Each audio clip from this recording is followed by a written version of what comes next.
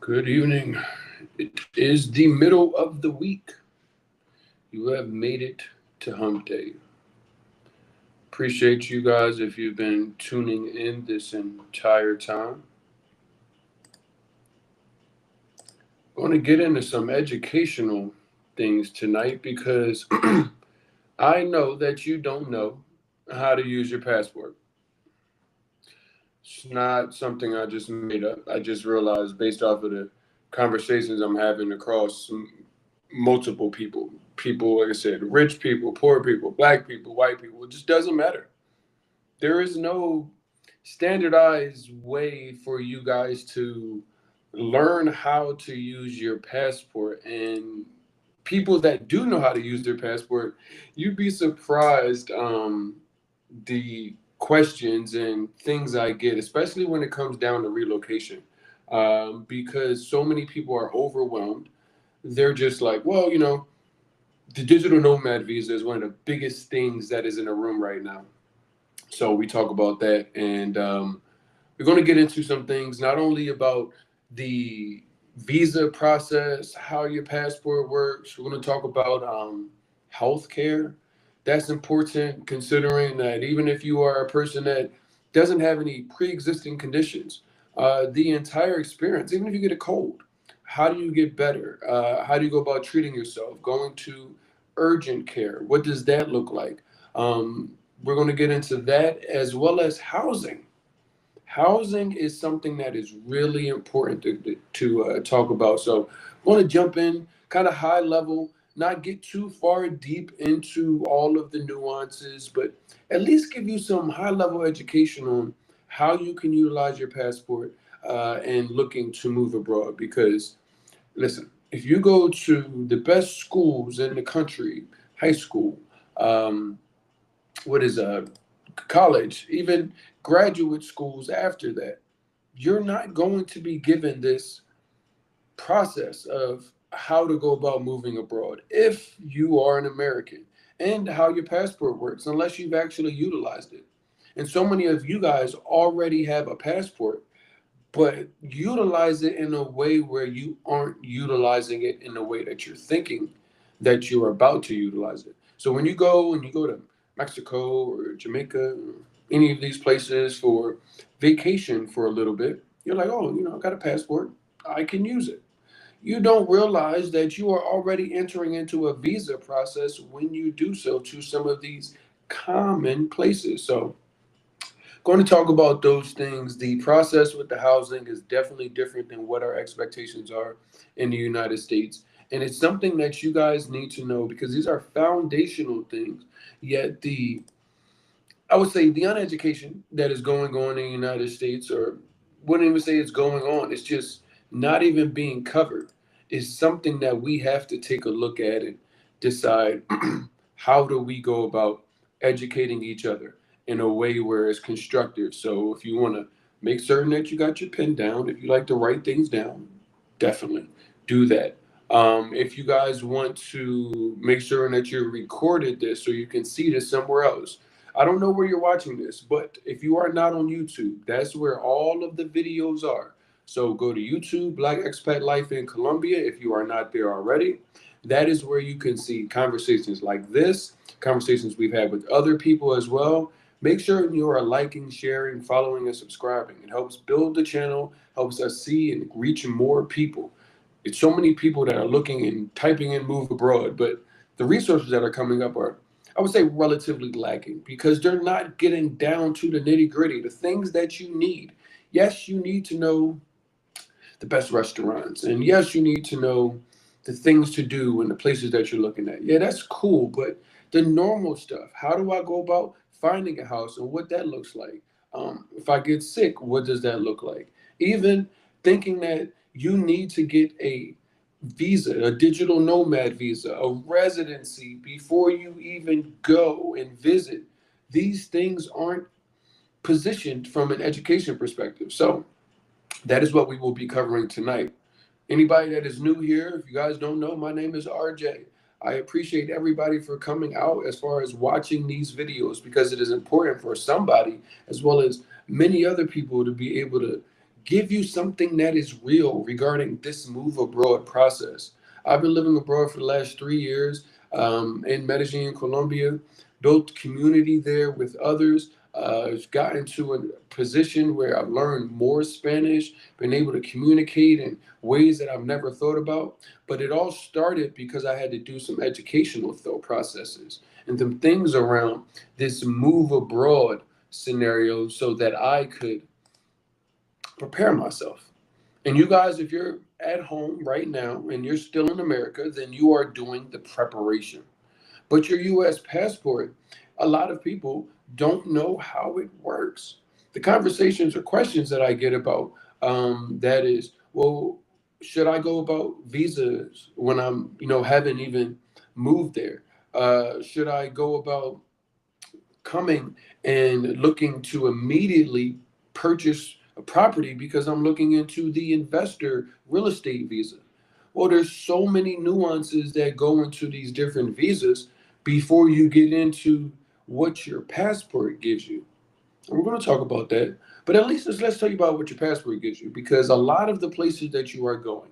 Now, one thing I will tell you, it is going to differ based off of where you are going. Some places in Southeast Asia, some places in, Latam, they have different regulations for what it is that your passport allows you. However, a lot of places, if you have a blue American passport, it can give you up to 180 days a year. Now, obviously, there's going to be places that it may be less than that. I understand that. But from a general rule of thumb, you do need to go look up where it is and what the regulations are with your passport.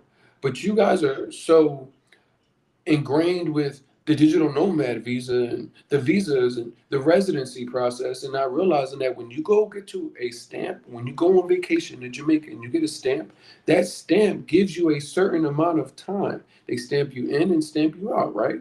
Well, that gives you a certain amount of time, usually, depending on country, it's about 90 days.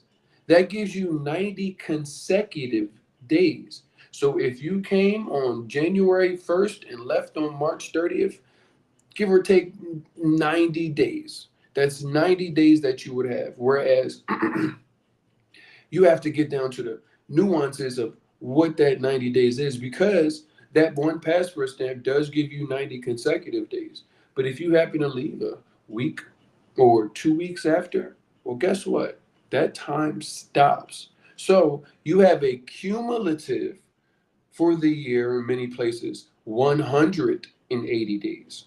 However, most stamps when entering give you 90 days. So if you wanted to stay a full 180 days and not leave the country, you would have to file an extension.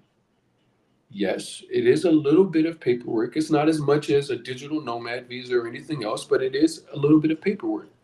But a lot of you are approaching this move abroad and not realizing that you can go do a trial run, do a test run. I always tell you, before you go sell everything, you spent years in America. Before you go sell everything, why wouldn't you at least utilize your passport in a way where it would be beneficial to you to say, okay, I went out there and I'm in a position to go for 3 months. Okay, well, what if you didn't have to sell all your stuff? Because how do you know if it's 100% going to work? And then if you want to reset or decide, well, maybe this place and this place that I saw in a month or two that I was out, that wasn't what I thought it was. So I want to go back home, reset, start looking back at things in a place where I feel comfortable. Well, your passport gives you that, but a lot of you aren't even giving yourself that grace. You're just so ready to leave. We're like, I'm selling all of my things. I'm getting out of America.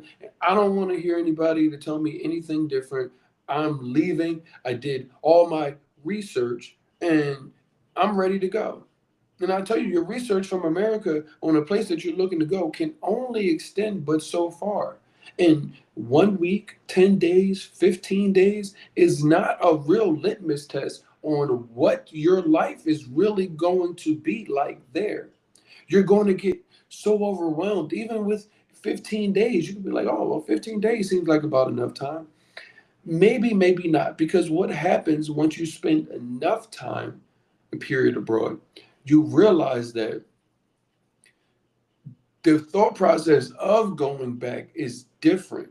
Because when you first get there, you're like, oh man, I've been so overwhelmed. And you're just like soaking up everything. But now once you get used to Medellin or used to Cartagena or used to wherever you're looking to go, and it's just like, okay, well, I'm used to this view. I'm used to seeing this. Do you still like it? What is your life like? How will you know that in 10 to 15 days? You have a blue passport. Most of the places that are on Americans' radar to move abroad do give you up to 180 days in a year. What if you could give yourself, as long as you have the online flexibility to remote work, what if you could give yourself that flexibility? Maybe downsize and, maybe not renew a lease, get a storage unit, put your things there, but still give yourself some flexibility because you guys are ready to go get into a whole relationship with a country that you don't know. Going on the first date with your new potential country, and you have a wedding ring. You're like, you know what? I might just propose. It might just be the perfect first date. Like, what is the? You would say that is crazy, but that is what I get. A lot of people are willing to go propose to the destination that they're looking at, and not realizing that you could go test them out for a little bit, do a little trial run. Date around, see who you like before you go getting into a whole house. And because a lot of people don't realize that these visas are so convoluted, they are so mucky when it comes down to them. Because yes, there are four types of visas. Yes, four types, only four. However, the subcategories of what kind of visas you're going to get under that and what your ultimate goal is. All of this is a very nuanced process that we in America aren't used to.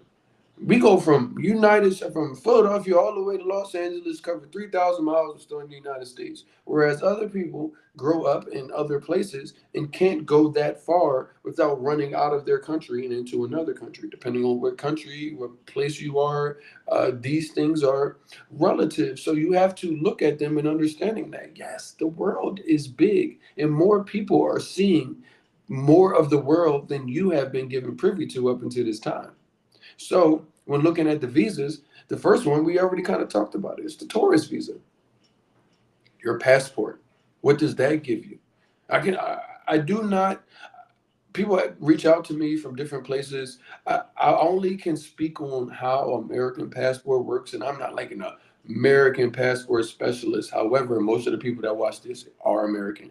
But I'm starting to run into people that are in other places, the UK, Africa, Jamaica, looking at, well, I'm looking to leave where I'm from. What does that look like? So most of what I'm saying is going to be tailored to an American passport. It is going to be nuanced down to what passport you hold and what country you're going to, where you're going to get differences in timing, what paperwork you may need. But from a tourist perspective, most of the time you can show up with your blue passport and you're good. Now, there have been some changes that have happened. I think a lot of people have maybe Brazil on their their radar. Now, I don't know all the ins and outs of the Brazil visa, but I do know that they recently changed it. So you may need some paperwork on this side of the world where you don't normally need a lot of paperwork to go on this side of the world. Make sure you guys are doing the research and looking at what paperwork that you need. However, most of the time you can show up with your bags and your blue passport, and then you have up until the time. Now, what Americans don't know is that discretion is something that we're not used to. So we are used to in America things being very black and white. This is what it is. If you go here, this is what you can expect. And that is comforting in some ways, and because some things are like, well, no, look at the sign. It's right there. But discretion is utilized at immigration as well as in America in ways that we normally don't operate, I would say, in America. So when you get that tourist visa, depends on what's going on that day. You're like, what the heck's that mean? I'm like, anybody that knows what's going on that day. who the agent is at the time that you get checked into you going through immigration. What that agent has on their mind that day all factors in. How long or they've been sitting there at that one place with is about to there's so many discretionary factors that go in because some people will say, yeah, normally I just get a stamp. But this time he wrote something on mine. And it's like there's not a lot of like recourse for that. You just have to get used to how immigration works. Discretion is a thing. We're gonna get into these visas because that is the first one. That's the easiest one to go about normally as an American. Just go, show your passport, stamp, what you're doing here, go on vacation, tourism, and you're in and out. Perfect, easy, right? Plain and simple. You guys seem to forget about that when looking to move abroad. That can get you up to 180 days. I want to harp on that because so many of you are thinking, I need to move abroad and get a residency in somewhere or a visa prior to me moving in order to go and actually see if this place is because the thought process to go from sight unseen from America and thinking that you're going to land and everything be smooth when you get there, even with somebody like me who says, okay, we have relocation tours, and you didn't say, okay, well, I want to go on any of your relocation tours. I just want to move straight from here. There would be so many questions that I ask my clients that come and move abroad that are based off of what they've seen. So now they can narrow down based off of what they've seen. Because if you don't know what's in Colombia and you don't know what's in Medellin or you don't know what's in Cartagena and you have expectations that aren't in the place that you are going to, then you could say, yeah, I want a bubblegum house. And there's no bubblegum houses in Medellin. There's no houses made of bubblegum, but that is your expectation based off of what your expectation was in America. So it's not wise or recommended to go sight unseen or with only a little bit of time under your belt in said place before you go sell everything, considering that a lot of these places will give you 180 days.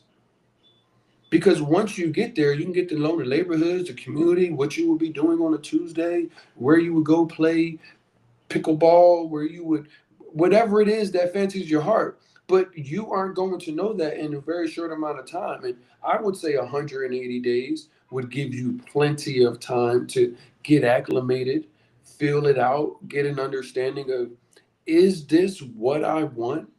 Or is my life better off back in America? Or is my life better somewhere else? Before you get into these other visa categories. Because these visa categories, yeah, welcome to the matrix. The visa categories, these things they can change daily, weekly, monthly, as far as the requirements that they want. They definitely change yearly. I know in Colombia, a lot of things are based off of the Colombian minimum wage. So if it's 100 times what the Colombian minimum wage is, that means that if you can prove that you have that, then there's no way that you should be a person that moves abroad and becomes a homeless person on another country's streets. However, there are some people that push right on through that. Yes, yes, yes, yes. There are some crazy people out in the world. However, the other three visa categories are where the paperwork comes in. And I know you guys are DIYers, and I talk about this a lot. And I say, if you aren't an immigration lawyer or immigration specialist, not only for the country that you are in, down to the city that you are in, knowing people and knowing how to maneuver things, because the bureaucracy of different places is something also that Americans aren't used to and expecting when they go abroad. You need to go with a professional if you don't want to become one of those professionals because you may not speak the language and you think, oh, I've got a translator app, so I'm just going to, and it's going to translate exactly what it is that I need. It's going to flow in an effortless way where everything is going to be communicated seamlessly because we live in technology now. Well, you could get all your paperwork submitted and everything else, but you submitted off the last month's requirements. Now, I don't get me wrong, because there are people that will try to railroad you and charge you these extreme rates because they know that you don't know, and it is the best recommendation to go about working with a professional for these other three. However, with Chat GPT and all of these other things, the thing with the Chat GPT, and we talked about this the other day, you don't know what is a wrong answer. So even a nicely dressed wrong answer, you have no credibility to be able to determine if that's a wrong answer. So I tell people when looking at these other visa processes, because there are three, but they come down to short term and long term. Short term and long term. Now, I can't get down to the narrowness of these subcategories because one, different places offer different things in under these subcategories. If you guys are interested in getting a better understanding, we have had multiple conversations with Daniel Luque on our YouTube page. So please just go there. You can see the conversations we have. Reach out to him. Go to the experts page, Smooth Travel Colombia. You can get in contact with him. It's real easy to go get these nuances figured out. But we're going to stay at the high level tonight. And the high level allows you to get an understanding that these three visa categories are going to start asking you for some real personal information. You're like, well, what could they ask? Well, they're going to want some bank statements. Yes, you need to prove to said government on these three visa categories how much you make. Yes. Because if you need to show that you make $3,500, how are they going to prove it? Yes, I make $3,500. Like, okay, well, show me. They're like, no, I make $3,500. No, they're going to ask you for bank statements. But what has also happened is more people are traveling the world. You need fingerprints done. And oh, I'll do my fingerprints at home. No, you need to go to a licensed person. You need to go to a registered person. You need to get an FBI background check done. If you own a business, you need to show good standing and active status within the state that you're registered in.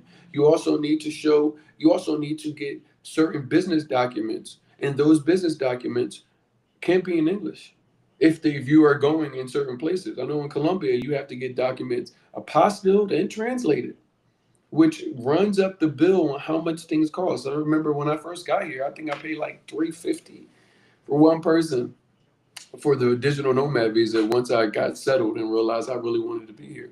Um, people now I don't people I work with do not quote that, but people are getting quoted $1,500 for one person for the same visa.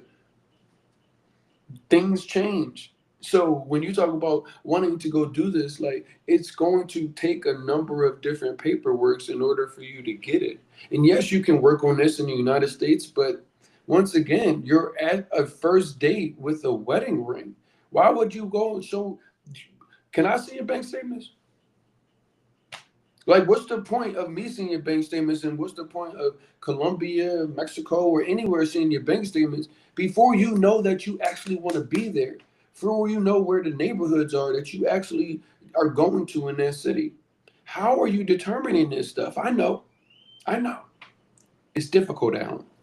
I get it. But it's going to be more difficult if you put yourself in a scenario where you think that moving with no parachute and jumping out of the plane is your best decision. Tis not. Now, the second is the temporary visa. Temporary visa is funny because digital nomad is a temporary visa. It can get you up to 2 years. And I say up to, and that's why I talked about discretion earlier, because up to. That doesn't mean 2 years that you will get it for 2 years. Some people have gotten it for one, some people have gotten it for two. I got it for one the first year, and I got it for 6 months the second time. Up to. Discretion shows its face again. And you think that even if you got the 2 years, oh, I got 2 whole years here. That's no time. By the time you get settled, you're going to be like, I gotta renew again. Like you're getting settled. You getting your cedula. You getting your visitor card, your resident card. These things all take time. We are programmed the United States to think that everything moves as fast as the United States. I will tell you, the slowest city in the United States may move faster than many places abroad because nobody is consumed with capitalism like the United States. So oftentimes things get done when they get done.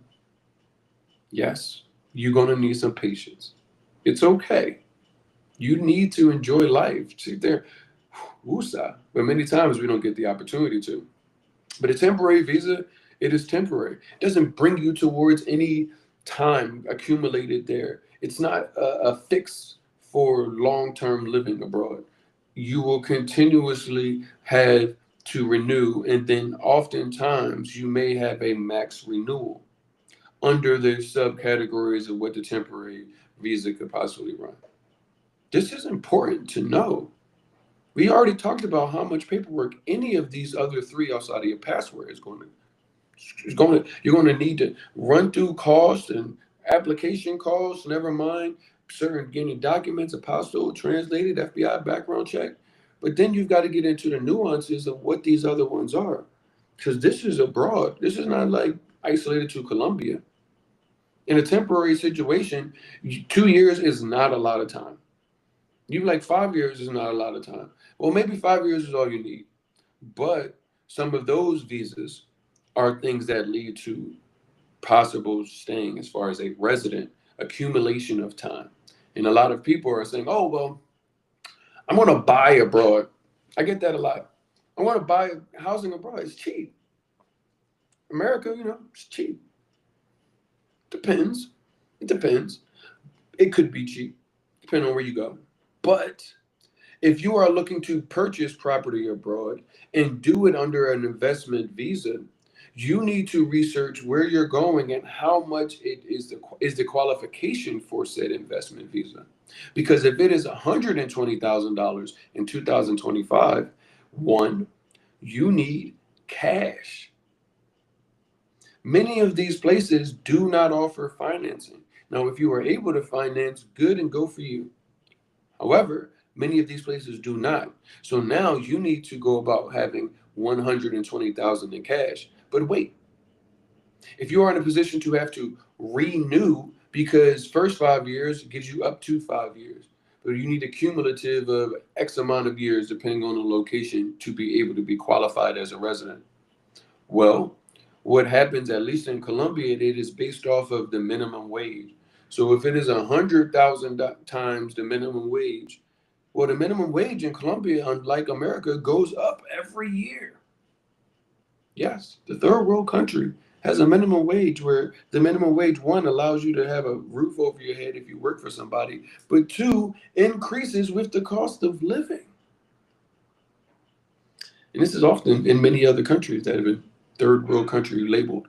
I say all of that is because if it goes up and 5 years later, and you only bought at the bare minimum 5 years ago, and it's now $160,000 in value, but you only have a $120,000 house, guess what? You are $40,000 in value short. You don't qualify. Think about this, guys. It's a lot of paperwork. That's why I tell y'all, most people will rush in and say, yeah, I'll take your money. Yeah, you want to buy a house? Sure, let's go do it. I'll show you the houses. We'll go put you in the process right now. For what? Just for you to call me and say you had a bad time or you feel like you rushed into the process knowing what you know now? That does nothing for me. This is not a business that is open to today and closed tomorrow. This is somebody that you can contact as you guys go to other places, go to different locations in the destinations that you are, and get connected to real resources that actually care about you having a good time. Because I talk to people that are already having a bad time where they are.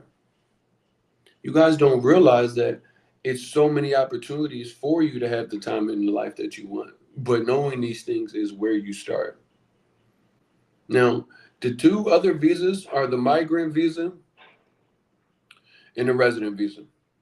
Yes, if you didn't know, you moving abroad, moving from America, want to call yourself a digital nomad or an expat, that's whatever you'd like to brand yourself as, but you are an immigrant. You are a migrant. Take the M off, and you are a migrant. It's okay. And that's what the visa is called. There are so many different visas, but these ones will lead you to long-term stay in your destination. The subsets and subcultures of these things can go on forever, depending on where you are looking. And once again, I am not the professional. I just want to bring y'all some high-level education on one, to stop thinking that you need to go get residency in these these visas that isn't a digital, even a digital nomad visa. Why? Use your 180 days wisely for the benefit of you and the success of your long-term life abroad. Unless you plan on just flashing the pan in and out, you need to start wrapping your head around these things. It's really important for you to do so. Some of these other things that are going to be important, once again, for you guys to realize is housing. We talked about the investor visa, and so many people are looking to buy that house. And I might have bust somebody's bubble when they heard that they can't finance that $150,000 house to qualify for the investor visa in Colombia or anywhere else. Yeah. But did you also know that you have a thought process that does not add up outside of America? Many of the places that people are looking to go move abroad, we are used to in America a real estate agent. That real estate agent has had to take a realtor's test, pass. They then needed to be hired by a reputable brokerage firm, held by certain compliance, right? That's how it all goes. You go in the MLS, the price of the house is listed everywhere the exact same price. That is what we're used to in the United States. Well, there is no MLS listing. People can literally, anyone can sell and or rent you a house. I could go in tomorrow and say, "Hey guys, I'm a renter," and I could start showing you the properties on behalf of the owner, and carve out a living with no real estate license and or experience outside of being a travel agent. But some people aren't even that. Yes, things are a little different abroad. So how do you go about navigating the differences between what your expectations are for housing and what your expectations are for housing abroad? Well, one is going to get narrowed down to your country, and then get narrowed down to your city, and then get narrowed down to your state, then your city, and then to your neighborhood. All of these things can be nuanced. Uh, Housing in Cartagena is completely different than housing in Medellin, which is different than Santa Marta. All of these things, pricing, amenities, it's all completely relative. But if you don't know and you didn't use your 180 days wisely, you just ran into it and said, "Oh, I'm just going to find the first thing on Airbnb that looks nice on Airbnb, but it's in the worst neighborhood or it's the furthest away from everything, or you need a car to get to things." Please, people, take your time. We can give you guys a blueprint to come in 100 days, but it is about following some very, very direct steps. If you had to go microwave it and put it into 100 days, I got you, but you're going to learn a little bit before you even get in all out of America.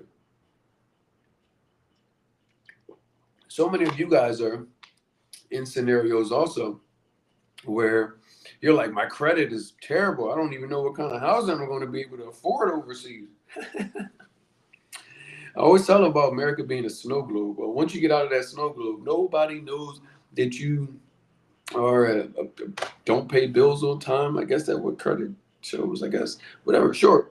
Nobody knows that. Nobody's asking you what is your credit score in America? Do you have the money? Yes. Welcome. Bienvenidos a tu casa. Seriously. So that credit score thing, do not let that be a factor by any means. You also can't go often finance homes abroad. So that is not something that you're gonna have to worry about. Also, you do need to have cash. So that runs into a lot of factors why a lot of people aren't purchasing immediately. And if they are, it may be under another visa type, depending on where they're going. But one of the things that I think is not only unique about the fact that the credit score goes out the window, um, but plenty of places are furnished abroad. Oh yes, you can get unfurnished. Unfurnished does get into deeper nuances that we're not going to get into tonight.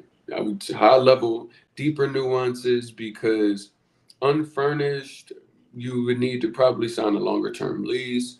You would need to show that either you may have to think. I know in Colombia you need something like a fiador, which is like a guarantee that you aren't just going to leave the country and not have paid your bills. Like, yes, those things do run into different scenarios. However, what I tell people is, especially when using your 180 days, um, go on Airbnb. You don't have to go get into a rental agreement. Yes, it may be cheaper. if you go off Airbnb. But there's a lot of things that you don't consider because you think everything is so black and white.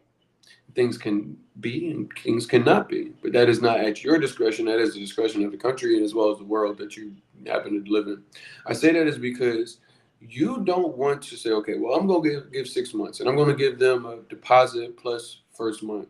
So half a month's rent and 1 month to move in. I always like to get a relationship going with who it is that I'm running from because I need to know if something is wrong, what is your responsiveness in fixing it? Because if I give you a large lump sum of money and you may not be as incentivized to fix it, that's just my rule of thumb with moving abroad. Like, I will get into longer term contracts once we have established a relationship because relationships are probably one of the biggest keys to success abroad.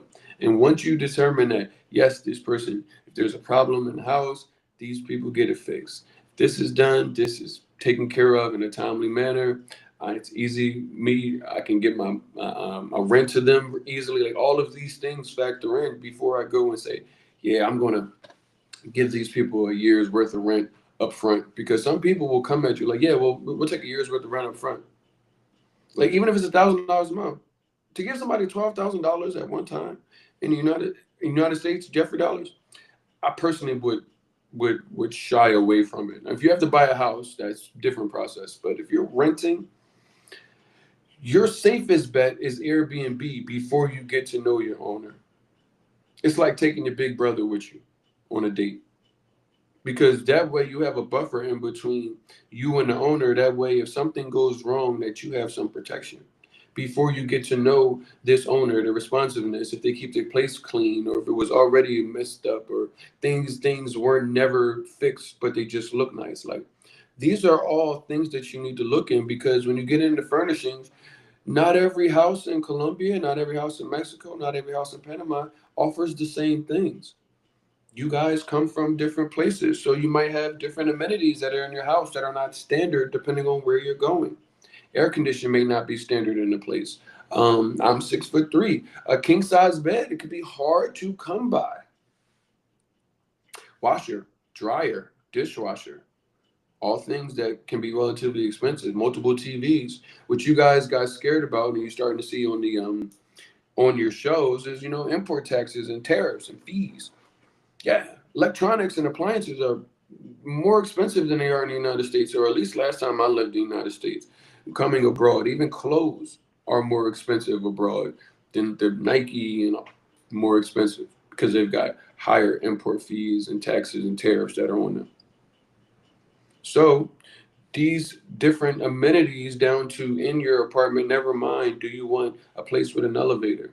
Would you sacrifice space in your house to have an elevator? Because many places I know that don't have an elevator, you might have to go to the fourth or fifth floor, have a very big apartment. Whereas the places with elevators might not have as big as an apartment.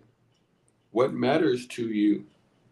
But you need to go also inspect what you expect with these. Yes, you can get it. You can get the perfect place for you.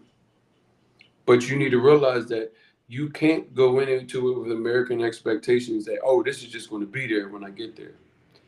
I'm talking to my folks, if you like washcloths and it's a furnished place, you think you don't need to bring your own washcloths? All of this is relative. It's all valuable information to help you try to get that figured out.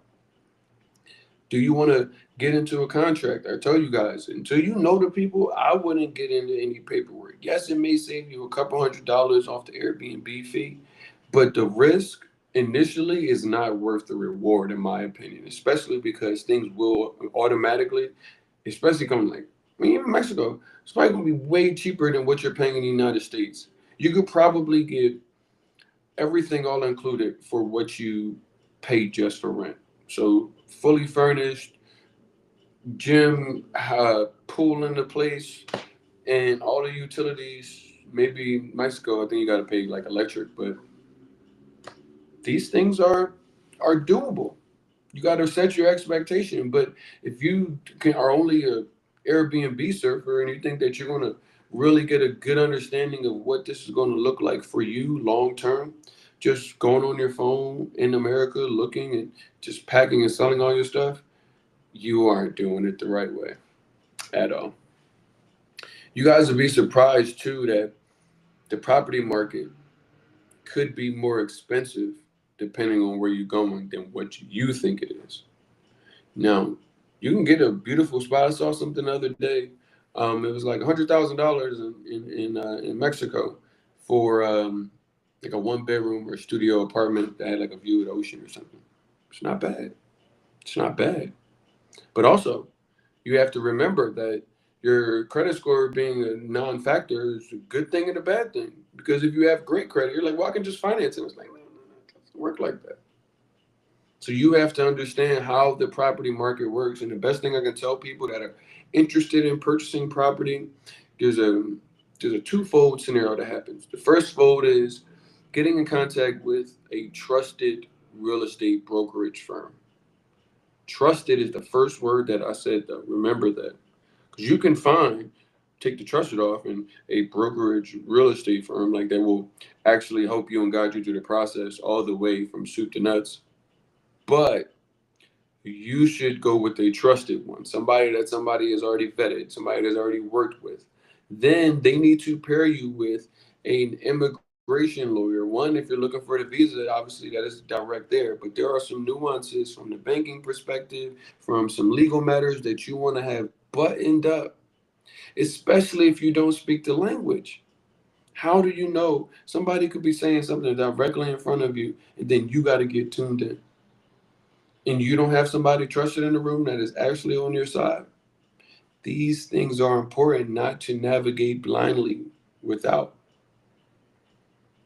Now, a lot of you guys are looking to move abroad and that forgetting once again you're taking America with you. So you're thinking, I make 100,000 or I need to make 100,000, in the United States to feel like I'm living comfortably.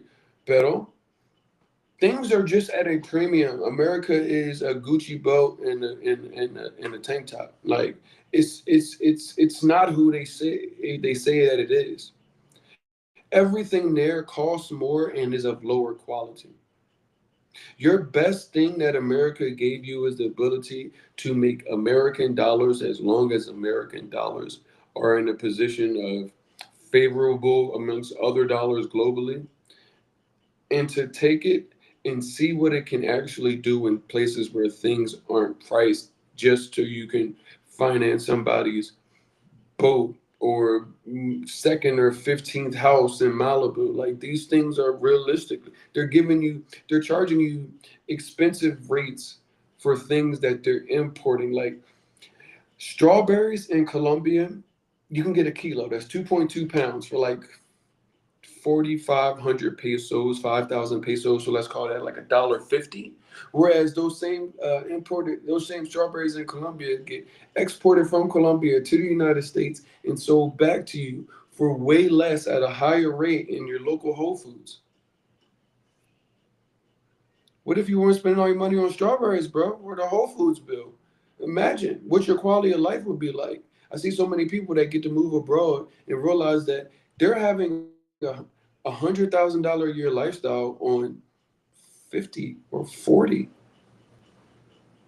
thinking that they had to work themselves to get to that magic number in the room, yet they're able to afford quality schools, activities for their kids. Their kid, I know a dude that had his kids in uh, um, horseback riding and karate like twice a week, and it was like $200 a month for two kids, two separate classes twice a week, 200, 250. America is charging you just to say that you're there. And you aren't even getting all of the value that everyone else thinks that you're getting by being in America. That's why you're here. So when you get the cost of living shock when you go abroad and you say, man, we went out and we sat down, there was two people, we got a drink and appetizer and food, and it cost $20 with the tip. Imagine. Do you remember when that happened? Now, I don't see dollar menus and things of that nature, so they don't bring that back abroad. But these things are definitely seen when you get abroad. But you have to take these first couple of steps that I talked about earlier before you can see daily cost of living shock, because I'm telling people that are in the States, and I'm like, listen, I know that you are doing something where you make $188,000 a year, but your quality of your life is terrible. I'm seeing people that have high paying jobs that are looking to career change into lower paying jobs by number, but allows them more time with their family. By moving abroad, they're able to cut their salary in half, but have more time with their family and increase the quality of life. I think everybody goes to work to be able to do the things that they want. Did y'all forget that? Unless you're Scrooge McDuck, nobody is like, I've got all of the things, all of the money, all of the Rolexes. Isn't it grand? No, you went to go get all of that money so that you could do what you wanted to do. Spend time with your loved ones. Have a good time when you wanted to, without it being the choice between the lights being on and them not being on. You remember you wanted that? Yet so many people are thinking that I can't move abroad because how am I going to make $100,000 abroad? I mean, there are ways, but do you need to? Or are you taking what you are experiencing and expecting from America, considering how much everything in America costs, and not realizing that depending on where you go, it can go way down. Even in places like Panama. Panama uses US dollar. They use the US dollar. However, there's nowhere in the United States you can get oceanfront property, one bedroom, two bedroom condo for under $1,500. Just doesn't exist. Where? Uh, at this point in 2025. So these things, you have to understand your expectations, both what you're looking to come abroad with from America, as well as what you could be experiencing once you get out. We got to bring some light. We got to bring some education. You got to know how your passport works. You got to know what the different visa types are so that you realize why your passport works is because y'all jumping to the second and third and fourth visa type and hadn't even spent 180 days in the location that you're claiming that you want to live in for the time being or the next couple of years while Trump is in office. And I'm like, if you guys haven't put it together that the next couple of years may dictate remaining portion of what those years look like afterwards, I don't know if you'll go back after 3.5 years and say, well, glad he's out, things are back to normal. What will normal look like if this is the normal that you're dealing with now? So these things are designed to say, like, all right, I know there's no education. There's no education on this stuff. Nobody's going to sit with you on a time and sit here and tell you, like, you don't have to skip steps. The steps are there. The steps, I tell people, you don't want to be put in the elevator to the top. The reason why is, yes, you could get to the top and be like, man, the top is awesome. But things happen. Bad things happen. Challenges happen. It rains sometimes. It's not always sunny days. And when those things happen, and if you get knocked down a peg and you're no longer at the top, well, how did you get there? Well, if it's not another elevator coming, you don't even know the steps that it took to actually get to where it is that you said that you wanted to. Do not be afraid to take the steps. This might be a life lesson for some people. Do not be afraid to take the steps, both with this process and in life, because it's not always going to be the perfect scenario. I tell you, I don't guarantee anything. All I do is give you enough that can hopefully increase the probability of you having success. If you take some of these things here and you take some of these things here, you're now increasing the probability of you getting to the life that you want to live. But if you're looking to just take this elevator process and it's just drop me off at the top, homie, I'll be good.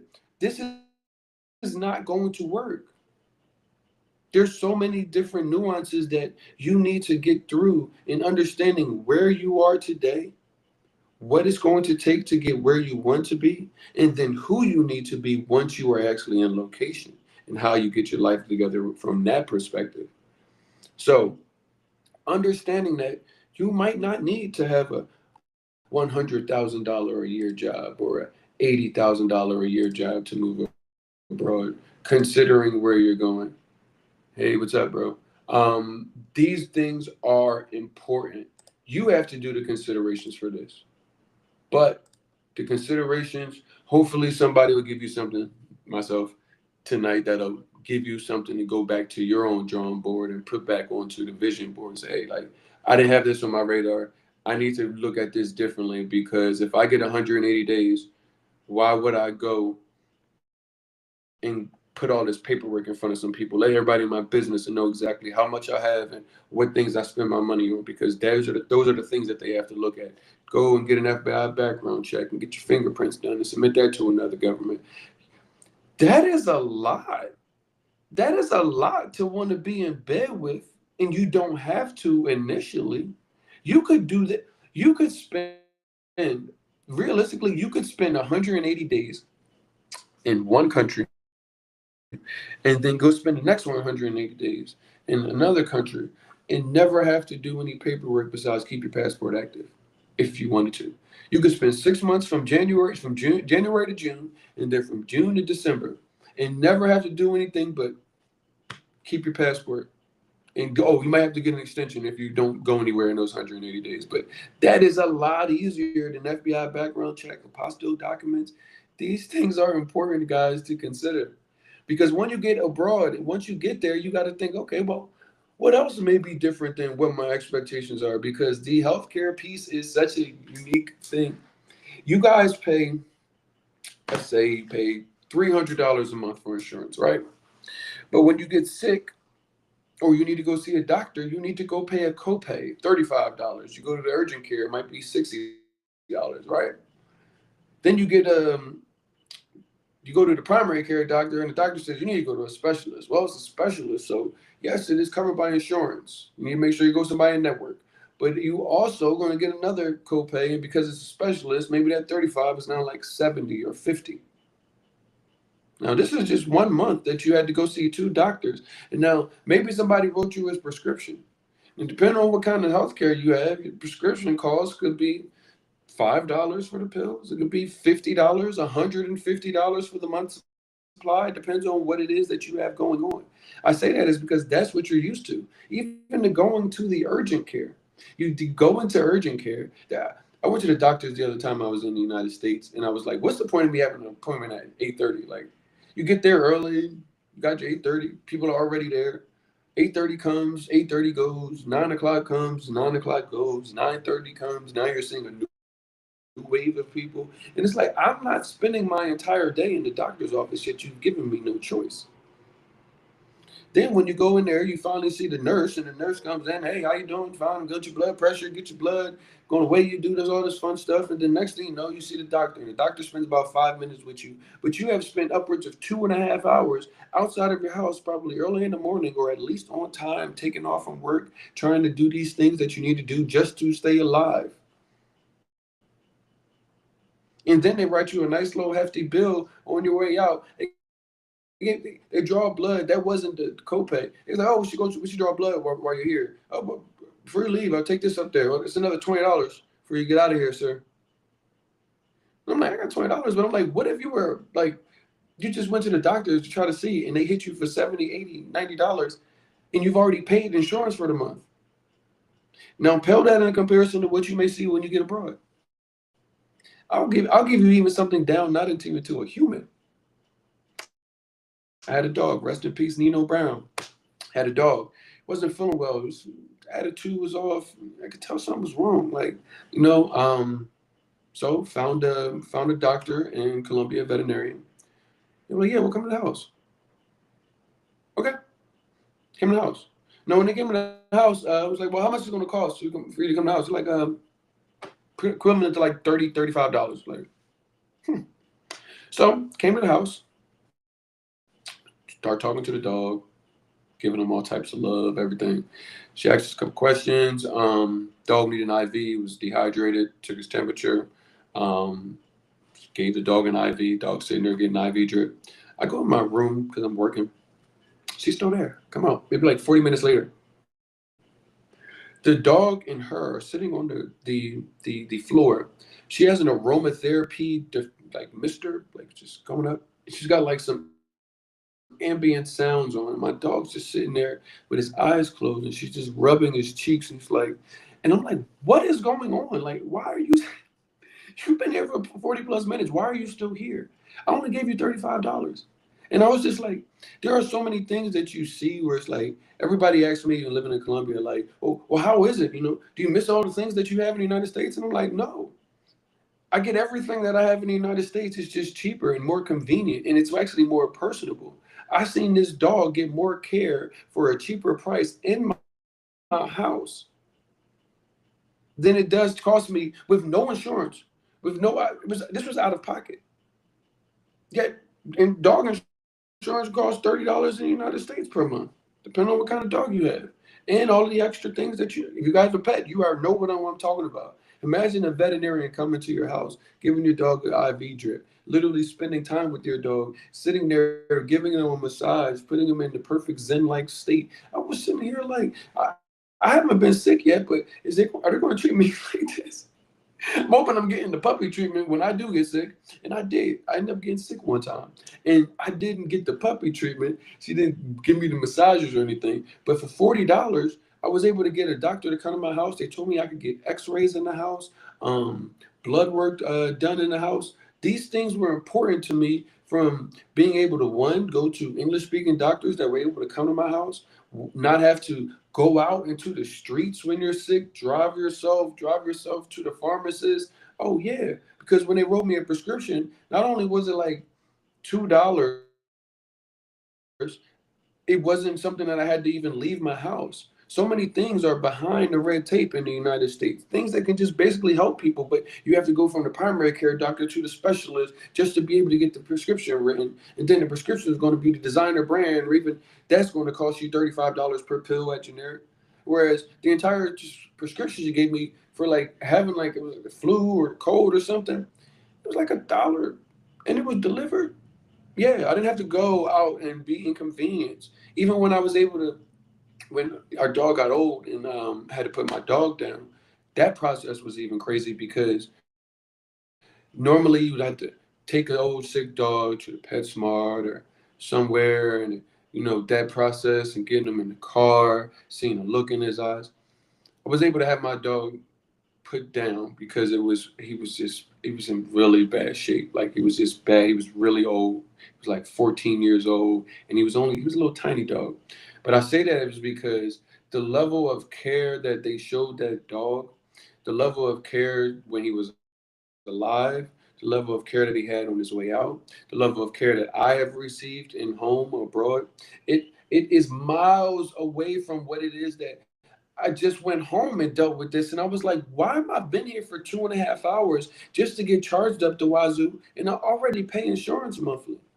I'm sitting here with a bunch of people that are sick, and I'm like, I'm not sick. I just am going to the doctor, and I don't want to be around like, but this is what America gives you.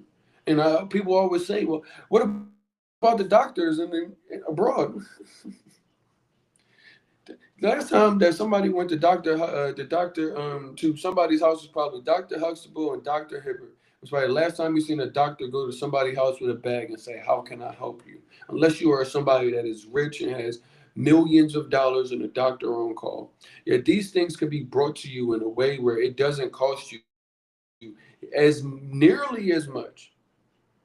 Yes, I pay for international traveler insurance. However, I often pay for things out of pocket when I need it because it's $4 for for non-prescription medication that will cost me prescription, and I have to go through insurance to get it. These things are things that you need to realize may be waiting for you on the other side.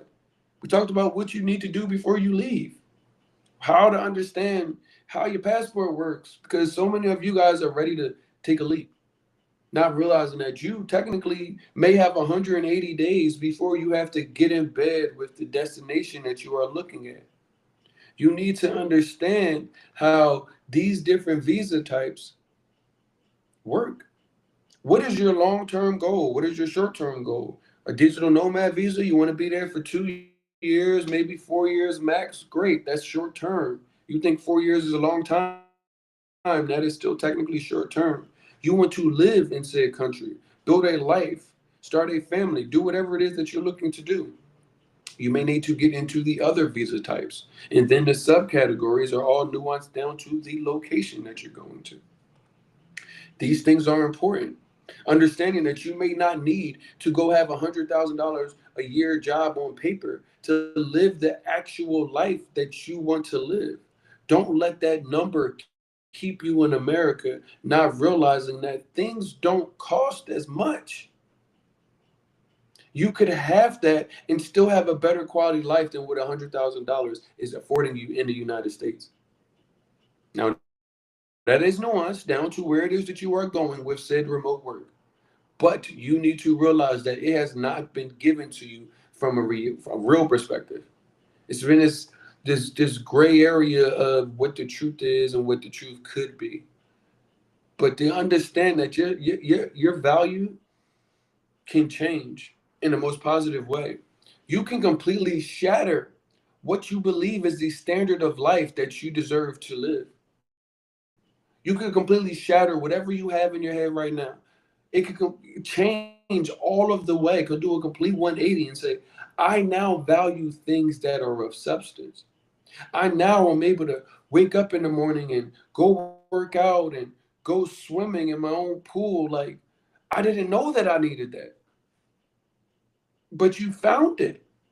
And what does that do for your quality of life, your self-esteem, your mental health, your physical health, the longevity that you have on this earth, wherever that time is, the things that you were doing that made your life worth living?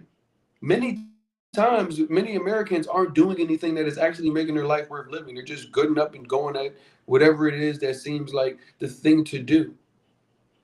But there's an education process that needs to come before you get to your best life. So hopefully you learned a little bit of something that you didn't learn today before you got on here, excuse me. Maybe you had some of these things, but not all of them. I don't know where you are in your travel journey in regards to education. But what I do know is so many of us are at the crossroads of where do I go? How do I get some information that is going to help me make decisions that will positively impact my life? Yes, I can talk to you about where to go to get some good food, but does that actually help you learn how your blue passport works that's sitting there collecting dust? Does that help prepare you for the things that you need to do and or not do when moving? Because if you don't want to spend 180 days getting to learn where it is that you're going, then why would you sit there and say that you want to sell everything you own and put all your eggs into one basket and live on that hill? I don't understand the thought process behind that. But I understand the thought process when I realize it stems from a lack of education of how these passport works. And it's not your fault. I'm not calling you uneducated. I'm saying there was no programs and resources. These things are starting to be done now in abundance. People that look like us, people our age, are starting to do that, and so many people haven't even stopped writing the history to even sit back and say, let me put this in a way that somebody that didn't start their journey yet can actually come and start their journey with us or start their journey on their own. That is where we are today. That's why we do these conversations, to help you get something that you did not receive as a child growing up. How to get the hell out of the United States. It's okay. Maybe the US has worn out its welcome in your heart. I know it has on mine. There are not a lot of good planets. There are not a lot of good countries. I'm not saying that America is the worst country in the world, because please, you guys got to understand that. I just know that there may be other things that may be more in tuned for you. So I say, America may be the best country in the world, but is it the best country for you? If it is, great. If it's not, this conversation was designed to hopefully give you something that you now know what you can do to help narrow down, help navigate. Don't go sell all your stuff. You can say, I'm moving abroad. Don't go going to a place and I bought the digital nomad visa, or I'm going to go buy a house over here and get the investor visa, and you don't even know what neighborhood you want to be in. You don't know if you want to be in a place with no elevator because it's going to be bigger, or you want to be in a place that's going to be newer with an elevator and has a pool and a 24-hour security. But you also don't want to be on the side of a hill because you don't want to have a car when you get there. All of these nuances are hard to think about when it's hot as hell in the United States and you're ready to get out of the fire. That's why I bring it to light, because you are overworked and overwhelmed and underpaid. But we're here to give you some reality. some things you can land on that hopefully help you navigate these scenarios. So thank you guys once again. It has been up until an hour, so appreciate you guys for always tuning in. If you happen to be watching this and the replay, make sure that you are sharing this with somebody. If you guys are not on YouTube, please do me a favor. Go to YouTube, go to Black Expat Life in Colombia. Please subscribe, please like, comment. Let me know what it is that you guys want to talk about, what you want to hear about life abroad. I will tune in and tap in with some of the things that you have outside of the topics that I have to cover to give you guys this education. I'm excited to continue these opportunities. We have so much in store. You guys are going to be so amazed at what is getting put together behind the scenes.